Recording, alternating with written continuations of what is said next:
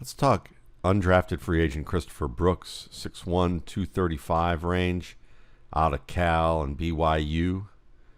We're going to watch him here set up this run in nice fashion for 8 yards. Let's take a look at it one more time here. You're going to see you've got basically a winebacker pull. We'll call this a pull with the tight end. Does a good job of beginning that pull towards the outside shoulder. And that stretches out the defense, gets the linebacker moving over here to the outside into the blocker. And then when he's sufficiently reached the spot where he's got the defense moving, that's when he's decisive about cutting downhill, accelerating, dropping the pad on that defender, and being able to fall forward for extra yards. These are deceptive plays. We talk about patience with zone plays, with gap plays. You want to be in a good position to where you're at least threatening the outside long enough to help stretch that hole.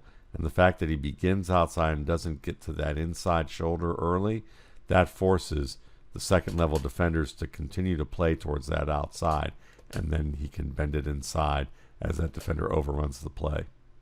And he's a strong finisher. We're going to see that a lot more often.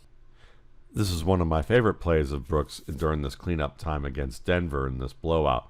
Watch the penetration and watch the footwork to get away from the penetrating defensive tackle. Let's look at it one more time. This is a hallmark of his game. First of all, he's able to read the penetration during the exchange. He's looking downhill, but he sees the defender in the periphery here. And once he sees that defender, watch what he does with his feet.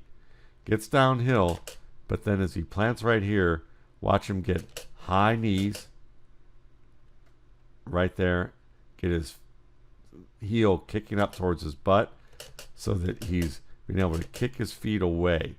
This is what good running backs do who break tackles. High knees and feet, get themselves high and over the reach, and then kick their heel back towards their butt so they can slip through any type of reach to their feet. And then you can see that once he gets downhill, he keeps those knees and feet high, pad level low, falls forward. Powerful back, but also a nimble runner. And yeah, you can talk about how weak Denver's defense is, but at the end of the day, a lot of running backs don't avoid a nose tackle at this position. You can see high knees, high feet. Slips out there with the foot where he lifts it up, heel to the backside there. Kicks himself into a position where he can remain balanced. Pulls through one wrap and falls forward. Powerful runner. And when you break tackles like this without a lot of momentum, you're a powerful runner. Christopher Brooks has that power. And the nimble feet to make people miss. That's a great combination for a strong back who doesn't have great top-end speed, but has enough burst and short area quickness to be an effective NFL runner. And when you have those traits and combinations like Christopher Brooks does, you're going to be able to have big gains. As you can see here, this isn't a Devon or a Devon Achane, run through a 4-lane highway at 2 a.m. Not saying that Achane is a bad runner. He's done a fantastic job thus far, and he's got talent between the tackles. I've profiled as much. But when you take a toss play moving to the right, read the leverage, and then you're able to press within about 3 steps of the line when you read that leverage, knowing that the line has position to the outside that your blockers don't, and you feel that backside opening, and you're able to flip the hips,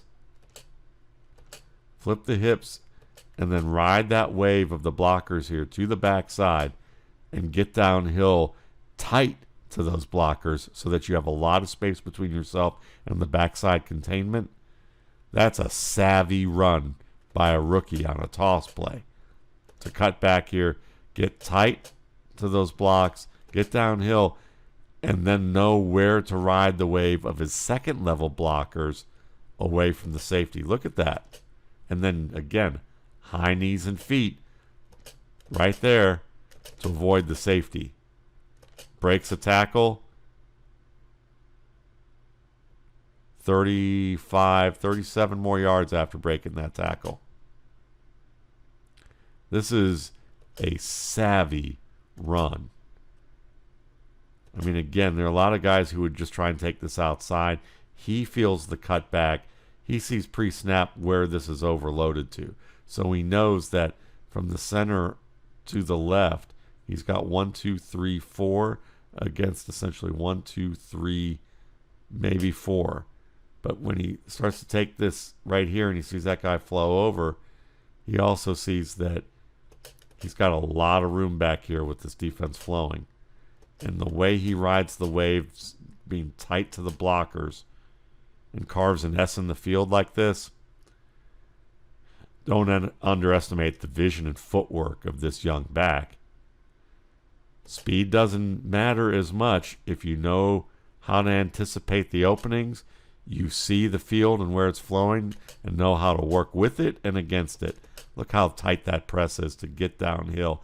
That helps these second-level blockers get into place, and he knows how to keep that space.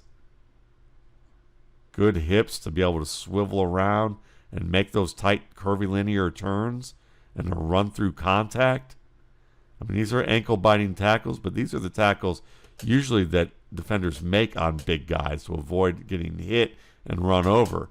And he's able to avoid a lot of this contact because he has the high knees and feet. This is a super impressive run.